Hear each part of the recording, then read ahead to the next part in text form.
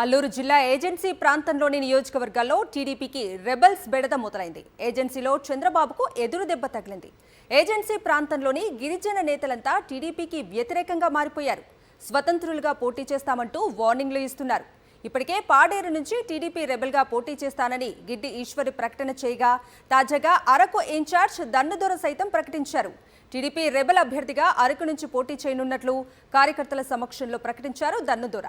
అరకువేలి నియోజకవర్గం ఇన్ఛార్జి అయితే ఈ రాబోయే ఎలక్షన్లలో నాకు అరకువేలి నియోజకవర్గం నుండి తెలుగుదేశం పార్టీ తరఫున ఉమ్మడి అభ్యర్థిగా నాకు బహిరంగంగా నాకు ఎమ్మెల్యే అభ్యర్థిగా ప్రకటన చేయడం జరిగింది. అలాగే నా పేరు మొదటి లిస్టులో కూడా అధికారికంగా ప్రకటన చేయడం జరిగింది.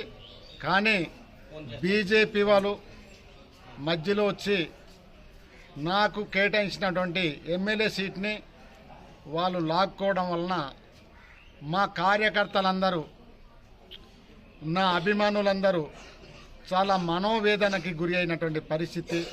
ఈ పరిస్థితిలో చాలా అనేక మంది కార్యకర్తలు ఆత్మహత్య చనిపోవడానికి కూడా సిద్ధపడ్డారు.